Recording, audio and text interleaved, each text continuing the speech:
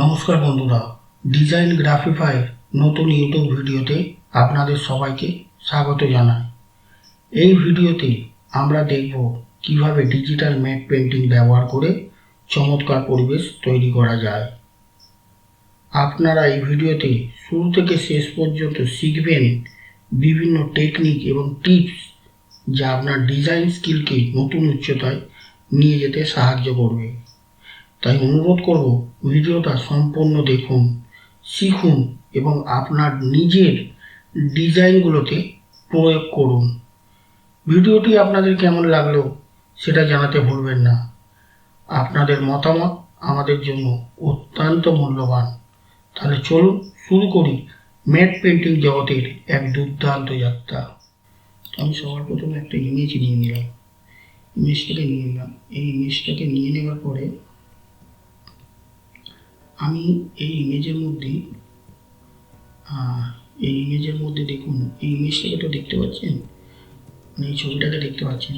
তো এই ছবিটার মধ্যে কি কি জায়গায় কাজ করলে ডিজাইনটা একটা সম্পূর্ণ হবে। দেখুন এই জায়গাটা পুরোপুরি, এই জায়গাটা গ্যাপ আছে। আমাকে আগে গ্যাপগুলোকে খুঁজতে হবে, কোথায় কোথায় গ্যাপ আছে এবং সেই গ্যাপগুলোকে পূরণ করতে হবে। ঠিক আছে, তো এই গ্যাপগুলোকে পূরণ করলে আশা করি আপনারা নিজেরা পারবেন। মোটামুটি এটাকে একটা 4 ভাগে ভাগ করে নেবেন। এরকমভাবে একটা 4 ভাগে ভাগ করে নেবেন ডিজাইনটাকে 4 ভাগে ভাগ করে নেওয়ার পরে এবারে আপনারা জিনিসটা করবেন। দেখুন এই সাইডে মোটামুটি গাছ টাছ আছে, মোটামুটি এই জায়গাটায় কোনো গ্যাপ নেই। তাহলে গ্যাপ আছে এইদিকে আর এইদিকে আর এইদিকে। তাহলে এইগুলোর ওপরে আমাকে কাজ করতে হবে। তাহলে চলুন এইগুলোর ওপর আমি কীভাবে কাজ করবো সেটাই আপনাদেরকে খুব ছোটো ছোটো পদ্ধতিতে দেখাচ্ছি। বাকিও ভিডিওটা বড় হওয়ার কারণে আমি আগেই এটা করে রেখেছিলাম, তো আমি ছোটো ছোটো প্রসেসে আপনাদেরকে দেখিয়ে দিচ্ছি। আপনারা এটা দেখতে থাকুন, আশা করি আপনারা পারবেন। সবার প্রথমে দেখুন আমি একটা লেয়ার নিয়েছি, ঠিক আছে, ওটার উপরেই একটা লেয়ার কালার ফিল করেছি, সে যে কোনো কালার হতে পারে। এরপরে আমি একটা স্কাই নিয়েছি, এটা ব্যাকগ্রাউন্ড যেখানে স্কাই আছে, হ্যাঁ, তো এরকম একটা ব্যাকগ্রাউন্ড আমি নিয়ে নিয়েছি। এই ছবিগুলো সাধারণত পিক্সাবে, আনপ্লাস এই সমস্ত জায়গা থেকে আপনারা পেয়ে যাবেন, একটু পূর্বে পেয়ে যাবেন। আচ্ছা, তারপরে একটা লেয়ার নিয়ে আমি জাস্ট এখানে একটা ব্রাশ ইফেক্ট দিয়েছি। এটা হালকা, যেহেতু সকালের দিকে একটা হালকা ব্রাশ ইফেক্ট দিয়েছি। এরপরে আমাদের যে মেন যে জিনিসটা আছে সেই জিনিসটা আমি ব্যাকগ্রাউন্ড রিমুভ করেছি। ব্যাকগ্রাউন্ড রিমুভ কীভাবে হয় আপনারা সবাই জানেন, ফটোশপে কীভাবে ব্যাকগ্রাউন্ড রিমুভ হয় ইউটিউবে অনেক ভিডিও আছে, আপনারা দেখে নেবেন। তো এটা নিয়ে বলার কিছু নেই, আপনারা সবাই পারবেন ব্যাকগ্রাউন্ড রিমুভ করে হয়। আচ্ছা, এরপরে আমি একটা লেয়ার নিয়েছি যেটাকে আমি ক্লিপিং মার্কস করেছি, ঠিক আছে। দেখুন একটা হালকা ইফেক্ট দেখিয়েছি, ঠিক আছে। দেখুন এই জায়গাটা দেখুন, এই জায়গাটায় দেখুন। আচ্ছা, এরপরে আমি আরেকটা লেয়ার নিয়েছি, এটা স্কাই হালকা একটা দেখিয়েছি। আচ্ছা, এবার দূরের সাইডে আমি ছোটো ছোটো গাছ দেখিয়েছি। দূরের সাইডে যে ছোটো ছোটো গাছ দেখিয়েছি এইগুলো প্রথমে কনভার্ট টু স্মার্ট অবজেক্ট করেছি, তারপরে ফিল্টারে গিয়ে ব্লার, গজিয়ান ব্লার, যেহেতু দূরে আছে আমি একটু ব্লার করে দিয়েছি। ওটারই আর একটা কপি নিয়ে আমি পাশে করে দিয়েছি। এবার আমি এখানে একটা গাছ নিয়ে নিয়েছি, ওই গাছটাকে আমি ওই মাস্কিং করে আমি এটা করেছি, ঠিক আছে। এরপরে আমি ব্রাইটনেসে গিয়ে দেখুন, ব্রাইটনেসটা বাড়িয়ে এখানে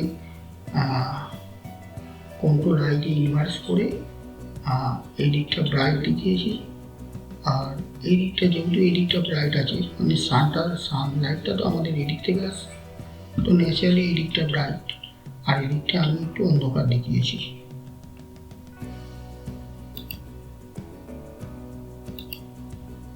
আচ্ছা, এখানে একটা বসার জায়গা করেছি। হয় না কি গ্রামাঞ্চলে গাছের নিচে অনেক এরকম বসার জায়গা থাকে, তো এরকম একটা বসার জায়গা করেছি।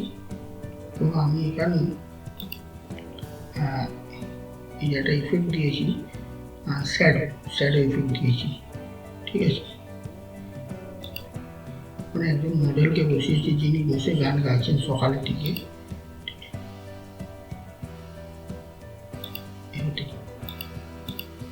হালকা এখানে একটা প্লাস ইফেক্ট আছে, আমি এটা যদি জুম করি দেখুন একটা হালকা প্লাস ইফেক্ট আছে। জাস্ট এই জায়গাগুলো একটুখানি ডার্ক করে দিয়েছি, যেহেতু কোটের ভেতরের জায়গাটা, তো আমি ওটা ডার্ক করে দিয়েছি।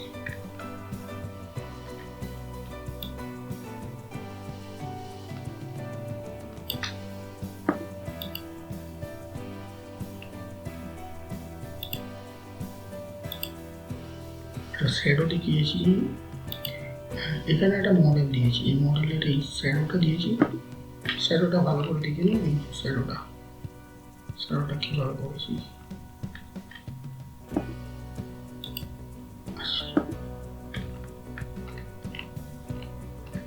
এই যে ধরুন এই যে ইফেক্ট আসছে, এই যে জামার মধ্যে এই যে ইফেক্ট আসছে জামার মধ্যে, এটা সাধারণত কীভাবে করেছি, সেই ব্রাইটনেসটাকে বাড়িয়ে দিয়েছি।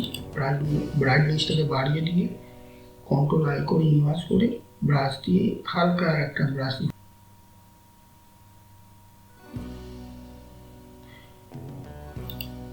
এখানে আমি যে মডেলটা এনেছি, আমি মডেলটা আর কি ওই সকালের দিকে যাই মাঠের দিকে, হ্যাঁ, তো ওই সেটা একটু দেখাতে চেয়েছি, ঠিক আছে।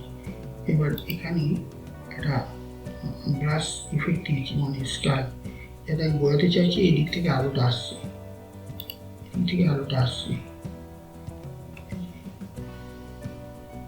এবার দেখুন পাখি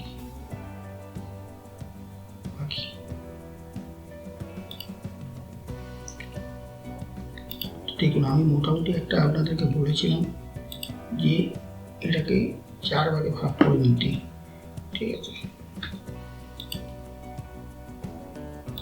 দেখুন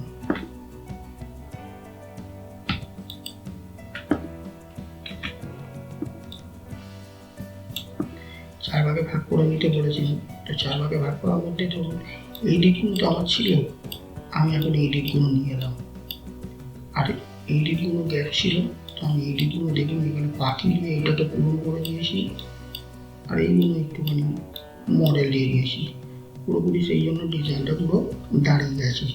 ঠিক এইভাবে করার চেষ্টা করবেন, দেখুন ভালো হবে।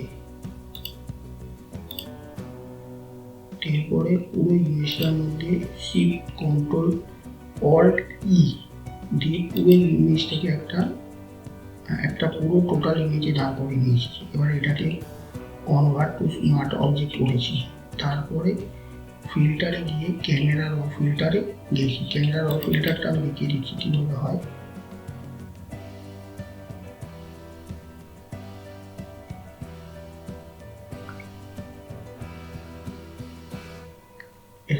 টেম্পারেচারটাকে আমি 6 রেখেছি, টিনটাকে 6 রেখেছি, এক্সপোজার দিন, ঠিক আছে। কন্ট্রাস্ট 5 রেখেছি, শ্যাডোটাকে 5 করে দিয়েছি, ক্ল্যারিটি 6 করে দিয়েছি, আর স্যাচুরেশনটাকে 5 করেছি।